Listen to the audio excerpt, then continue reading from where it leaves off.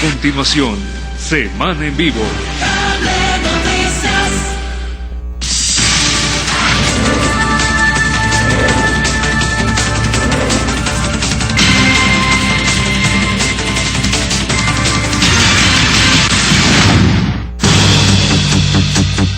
El 18 de mayo se termina la revisión de las firmas requeridas para que se acepte el referendo revocatorio de la alcaldía de Gustavo Petro. Si de las 640.000 firmas presentadas se validan 290.000, se convocaría el referendo. Se necesita que el 55% de las personas que sufragaron en las elecciones pasadas para alcalde salgan a votar, es decir, 1.234.000 personas. De ese porcentaje deberán votar por el sí 617.000 bogotanos para que se revoque al alcalde Petro. Hasta el momento, todos los referendos revocatorios que han sido aprobados y que han sido votados no han pasado el umbral requerido. A juzgar por las encuestas en las que el alcalde obtiene un margen de aprobación que no supera el 45%, la probabilidad de que el referendo pase es alta. En la encuesta Gallup, publicada en El Tiempo el 2 de mayo, el 81% de las personas encuestadas dijo que votaría sí a la revocatoria. El alcalde Gustavo Petro dice que todo esto es una revancha política contra sus ideas de izquierda y su modelo de ciudad. ¿Cuáles son las implicaciones políticas para el país que ocasionaría una posible revocatoria del alcalde Petro? Los invitados de esta noche son Miguel Gómez, representante a la Cámara por el Partido de la U e impulsador del referendo revocatorio contra el alcalde Petro. Guillermo Asprilla, fue secretario de gobierno de Gustavo Petro hasta el día de hoy. Fernando Cepeda, politólogo, exministro y exembajador. Antonio Sanguino, concejal por el Partido Verde y exmiembro del Polo Democrático. Y Francisco Miranda, editor consejero de la revista Semana.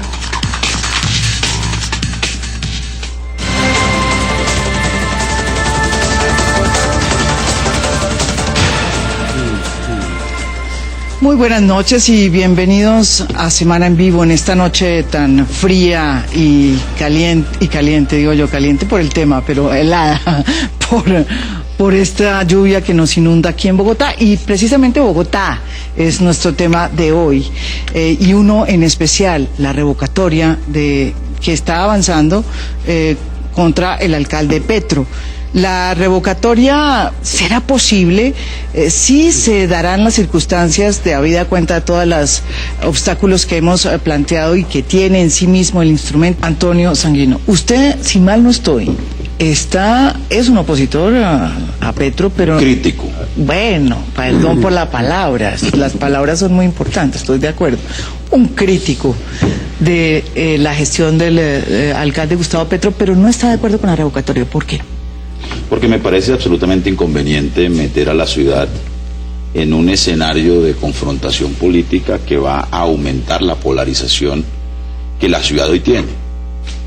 Y porque me parece que aplazaría tareas urgentes que la ciudad tiene que acometer. Nosotros, por ejemplo, en el Consejo estamos discutiendo un cupo de endeudamiento para obras que deben ser contratadas y que no pueden seguirse aplazando en la ciudad. Tenemos que resolver el tema de la valorización, que es otro asunto que tenemos, que es una bomba de tiempo si no la resolvemos adecuadamente. Pero además hay un plan de desarrollo que fue votado en el Consejo de Bogotá, que yo creo que es un buen plan de desarrollo y que merece ser ejecutado, ¿no? Me parece que es mucho más eficaz el ejercicio de control político desde el Consejo de la ciudad para exigirle al alcalde que gobierne y que gobierne bien. Pero una campaña como la que se nos viene, si se aprueban las firmas y que resultaría inevitable, nos va a colocar en una situación de polarización mucho mayor de la que hoy tiene la ciudad, y yo por eso creo que es inconveniente.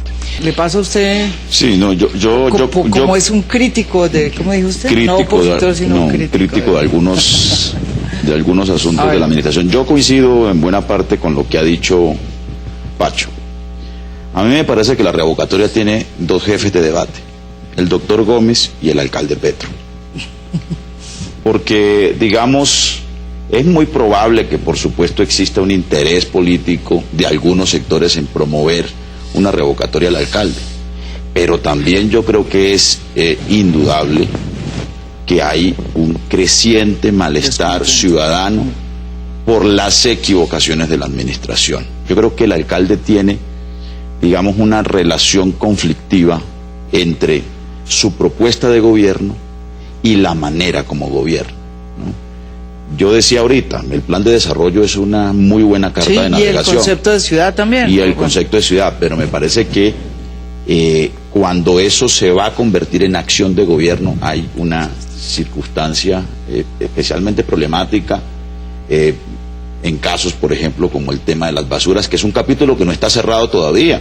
Hace 15 días nos estaban diciendo el señor gerente de la empresa de acueducto que el servicio de aseo ya no se va a hacer con aguas de Bogotá, sino que vuelve a la empresa de acueducto, y entonces eso genera la incertidumbre de que no sabemos cuál es el modelo de aseo que la ciudad va a tener.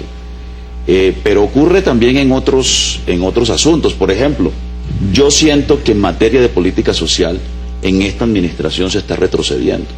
La señora secretaria de Integración Social tomó la decisión de desmontar los comedores comunitarios, ¿no? Y eso está generando un malestar en los estratos pobres de la ciudad.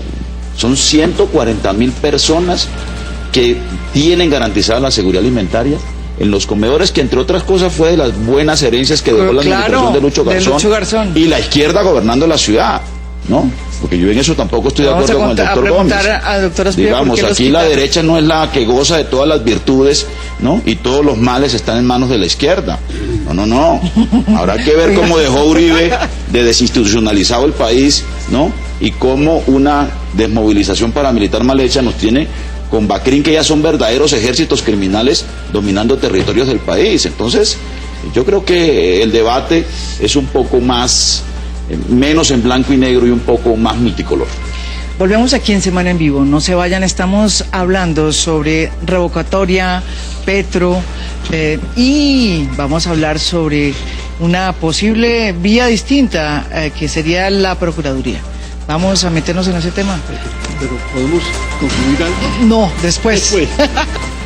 Volvemos de nuevo aquí en Semana en Vivo, estamos hablando sobre revocatoria, el alcalde Gustavo Petro.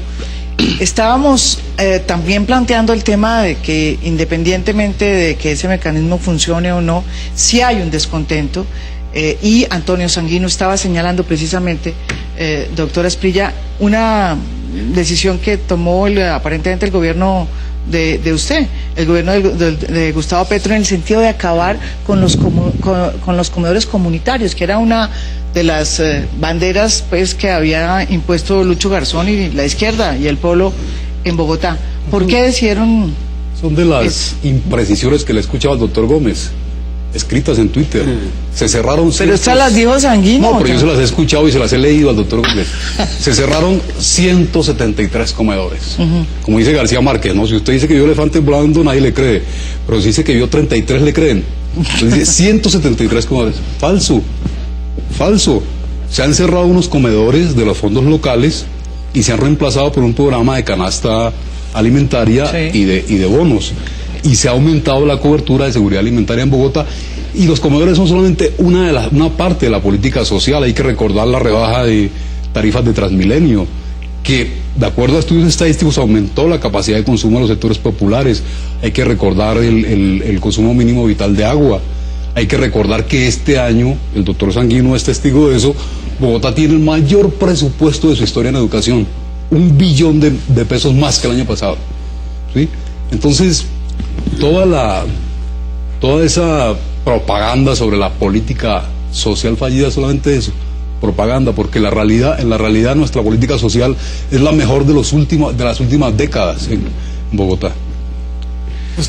Bueno, yo también tengo derecho a réplica, ¿cierto? Sí, y después Miguel. No, yo sí creo que, por ejemplo, en el tema de política alimentaria, esta administración se está equivocando gravemente, ¿no? Porque en su momento, cuando se concibió la política alimentaria en el gobierno de Lucho Garzón, esa discusión se saldó. Esa discusión de si se le entregaba a la gente un subsidio a la demanda, digamos en especie o en dinero, o si se fortalecían los comedores comunitarios, que además eran iniciativas de las comunidades. Sí, y muchos son de las comunidades. Y liderada por la secretaria o la directora del DAPS en su momento, la doctora Consuelo Corredor, y el doctor Díaz, el doctor Eduardo Díaz, finalmente la administración Garzón concluyó, ¿sí?, que era mucho más eficaz para garantizar que, por ejemplo, se atendieran prioritariamente a los niños, Sí. se atendieran prioritariamente a los adultos mayores, se garantizara una mejora en los indicadores nutricionales de la población beneficiaria, que se acudiera a la figura del comedor comunitario como el eslabón central de la política de seguridad alimentaria. En una familia no es seguro que quien recibe el mercado o el bono, ¿sí?, atienda prioritariamente al niño, ¿sí?, o use, digamos, elementos de una cultura alimentaria que garantice una alimentación más balanceada y demás. Y entonces, mire, yo le pongo el siguiente ejemplo: la gente de USME, a la gente de USME, que le cerraron su comedor, pues le toca venir desde USME hasta el 20 de julio, porque el contrato lo hicieron con Carrefour, a comprar un mercado que las familias dicen que no les alcanza para su alimentación en la misma circunstancia en que lo atendía en el comedor comunitario. Entonces, allí hay una situación que yo sí le pediría al gobierno, se lo he pedido, que revisen esa decisión, que es una decisión equivocada y caprichosa, Miguel, de la señora secretaria de Integración Social. La ciudad pierde, o sea, la ciudad se ha metido en una campaña, ¿no?, se ha empleado a fondo, digamos, en una confrontación como la que hemos visto acá, ¿no?, y la agenda de gobierno paralizada. Pero usted plantea algo interesante que la gente no oyó, que es que ¿cuál es la campaña que va a hacer Petro? ¿Va a decir no salgan a votar? Que él habría podido decir no salgan a firmar. Sí. No creo que lo haya dicho, no estoy seguro. Pero sí puede decir no salgan a votar para destruir el umbral. No, es que incluso en este episodio de la recolección de firmas, por lo que yo sé, me corregirá el doctor Asprilla, pero entiendo que hubo recolección de firmas en favor del alcalde. ¿Y eso se perdió? Promovida desde el alcalde. Pero también hubo voces desde el progresismo llamando a decir no firmen. Yo creo que eso se puede repetir en una campaña por la revocatoria, porque el mensaje, repito, no va a ser claro. Mucha gente que respalda al alcalde pensará que lo mejor es salir a votar no, y con eso legitima y ayuda a aumentar, a conseguir el umbral, claro, ¿sí? Y otra gente que respalda al alcalde pensará que lo mejor es hacer lo que hacíamos los abstencionistas antes, ¿no? ¿qué es qué? Que es llamar a no votar, y siempre ganábamos, ¿no? Porque aquí hay una abstención crónica. Sería muy pero paradójico que esos votos que llevaron por primera vez a la izquierda a gobernar la ciudad sean los, o sea, que la alcaldía pida no votar cuando fue esa participación democrática, fue ese cambio de las estrategias de llevar. No, pero te digo una cosa, de izquierda a la te digo otra paradoja, Sería muy triste. Estos mecanismos de participación ciudadana fueron unas causas de las izquierdas, ¿no? Incluso fue la bancada de la Alianza Democrática M19, sobre todo, la que incorporó estos mecanismos en la Constitución de 1991, ¿no? La gran paradoja es que ese instrumento de democracia participativa termine golpeando a un gobierno de una fuerza. Es decir, más significativo sería que Petro pierda, sea revocado, y entonces la izquierda tenga un alcalde en la cárcel y uno revocado. Eso es un verdadero desastre político para la izquierda. Yo quisiera decir varias cosas, porque hablamos mucho de porcentajes. Bueno, acuérdense que Gustavo Petro fue electo con el 31% de los Así votos. es. Con 730.000 votos. 723.157. 31% de los votantes de Bogotá. Pero mira, Guillermo, Sí. mira, al margen de las vacas y de los toros que se inventa a veces el contratista que tú estás mencionando, ¿sí? En todo caso, legalmente van a haber 1.000 millones de pesos, creo que es el tope, que se autoriza para que haya una campaña prorrevocatoria, ¿sí? Y seguramente habrá gente que aporte legalmente para esa campaña. Pero va a ser inevitable que el alcalde y los secretarios de despacho y todos los funcionarios de la administración distrital salgan a defender el gobierno en medio de una campaña electoral. Si es que, fíjate tú, que apenas en el trámite de valorización y cupo de endeudamiento, ¿no?, nos asestaron a punta de plantones y de movilizaciones convocadas incluso por funcionarios del distrito, para presionar al Consejo a que votara en una dirección u otra los proyectos presentados por la administración. Solo en ese episodio, imagínense ustedes lo que sería en una campaña por la revocatoria del alcalde, con la politización y sobrepolitización. No, es que... Silencio absoluto. No, yo estoy sencillamente describiendo un escenario posible, Guillermo, yo no estoy juzgando. O sea, yo estoy sencillamente señalando, entre otras cosas, para justificar mi tesis. Mi tesis es que una revocatoria es absolutamente inconveniente para la ciudad. Pacho. Esa es mi tesis. Pacho, Tanto para los que la aprobaron como para los que... Y nos queda, se o sea, opongan. vamos a ver si extendemos un poco el programa.